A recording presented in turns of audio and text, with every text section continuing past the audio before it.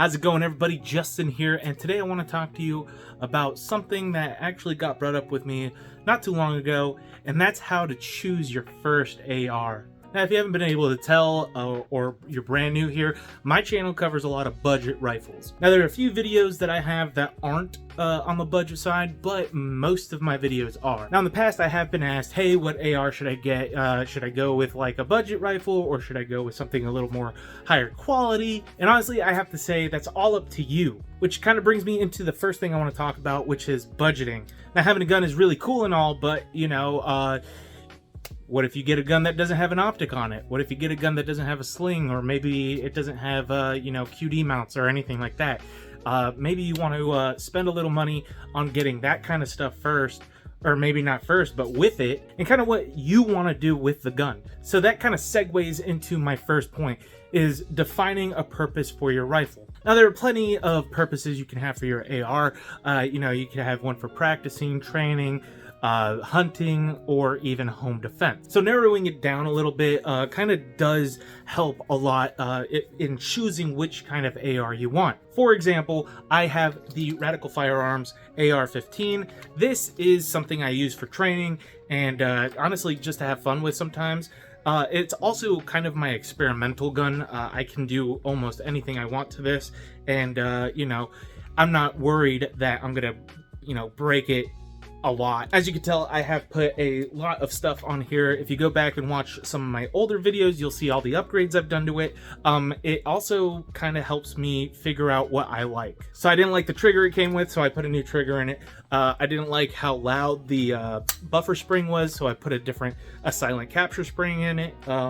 You know, stuff like that. You want to think about the upgradability of your own rifle. And for home defense, I did go out and get the 8.5-inch Palmetto State Armory AR-15 pistol, which is kind of nice.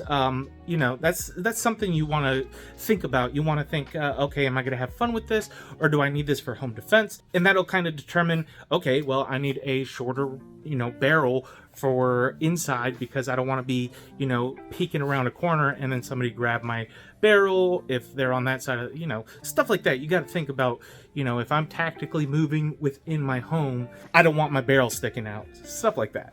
Or you could go with something like a AR-10 for hunting that shoots 308. You could get, you know, a whole bunch of different calibers in the AR platform. That brings me to our next point, which is what kind of ammo do you want? For my first AR, I went with a 5.56 223 because I was already familiar with that. If you're not familiar with, you know, any type of ammo, 5.56 223 is actually really good. It has really low recoil. It's pretty cheap. It's very affordable. And if you don't have any other types of guns in your house or anything like that, it is a good, you know, home defense caliber. The only thing I would say about that is that it does travel quite a bit. There's a lot of power behind it, so you know, it could go through multiple walls and maybe not, you know, stop. So that's kind of something you want to think about.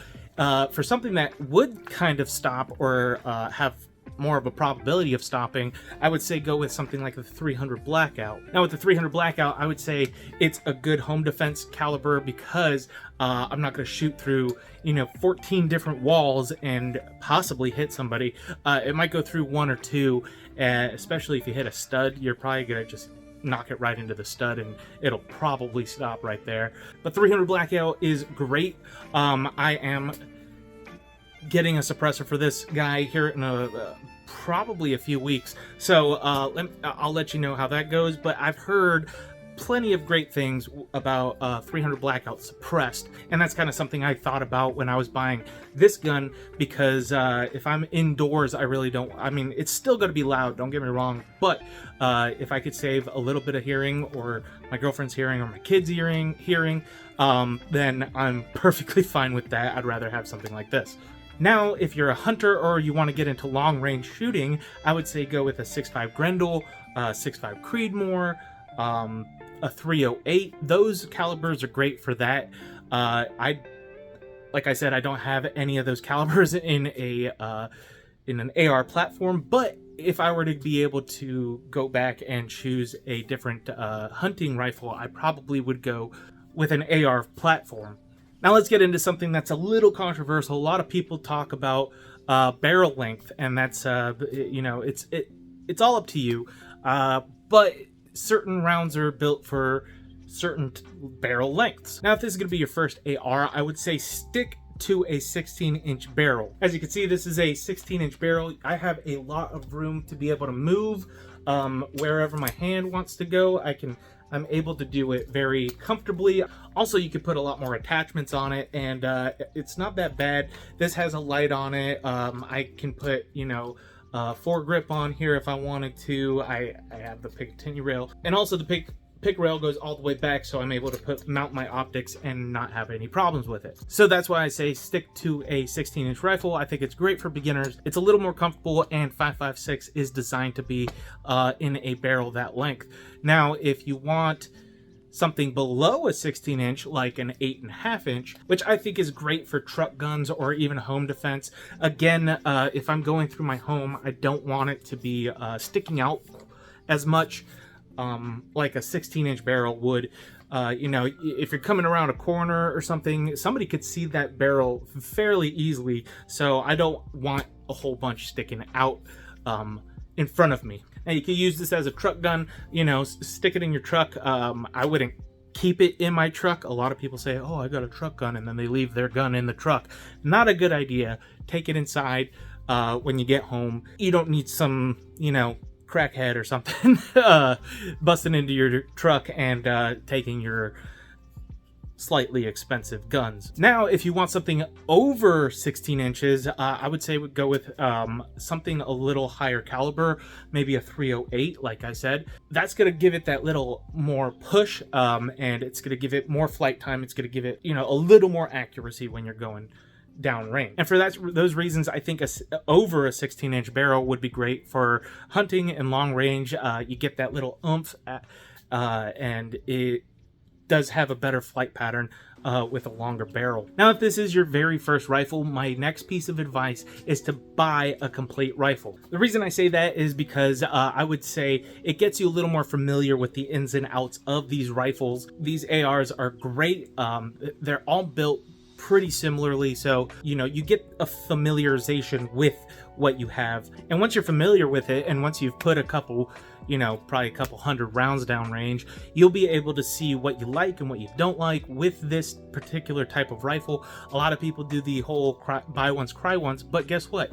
If you're on a budget, you really don't want to go out and buy a $2,000 rifle and then not know anything about it, especially if you don't know anything about rifles, and turns out you don't like AR platforms, which is completely fine. If you don't like AR platforms, you can use some of that money that you might have spent on a $2,000 rifle to go and buy, I don't know, an AK platform, something dumb like that. Brandon Herrera. Speaking about prices, my next little piece of advice for you is to budget wisely. Now, when I say budget rifles, I mean something in the range of $400 to $1,000. I'm not talking, $200. That's pretty ridiculous for an AR platform gun. Something you really need to think about is, does this rifle that I want or that I want to get have an optic on it? Does it have QD mounts on it? Does it have, the foregrips that I want? All of these things, all of these little accessories do add up over time, but if you budget wisely, you're able to get all of that all at once, and you're not like scrambling trying to get money so that you could go shoot this perfect rifle that you want. Now, all of those accessories are great to have. I would say spend a little bit of money on your optic and some of the accessories you want, but also you want to spend a little money on ammo, magazines, and training. The reason why I say ammo and magazines is, what's the point of having the gun if you're not going to go shoot it? So spend a little money on the magazines that hold your ammo, and then some ammo that you could put in your magazines that you could put in your gun. And the reason why I say training is because maybe you're somebody that has never handled a gun before. Maybe you want to go out and take a rifle class, and they are professionals there. They're able to help you out through all of this awesome journey you're about to take, and you're able to get rounds down range and be able to effectively use your weapon. Now my next point, and my final point really, is to upgrade later. When you first get your gun, I don't want you to stress out about, I need the perfect gun. Especially if it's your first gun, you don't know what your perfect gun is. So I say, get yourself a basic rifle that you're able to upgrade as time goes on. As I said with this guy, I was able to upgrade the trigger, the muzzle device, the buffer spring, all that good stuff, and I wasn't, breaking the bank to do it. Now, with all that being said, I am just the dude on the internet, just making videos, kind of just to help y'all out. Take everything you hear on Reddit or, online with a grain of salt. One person might have a trigger and they love it, and another person might have a trigger and they hate it. So it all comes down to personal experience. I would say if you want to try out a different trigger or a different muzzle device, something like that, go ahead and get it. Who's gonna stop you? But that's pretty much it from me, guys. I do have a Discord channel linked in the description. If you want to join it, that'd be fantastic, especially if you're new and you don't know what you want. We could probably try to help you there, which is fantastic for all you new people. And if you liked my pieces of advice, go ahead and like this video. Don't forget to do the subscribe-y thing. Y'all have a fantastic weekend. Stay safe and shoot straight.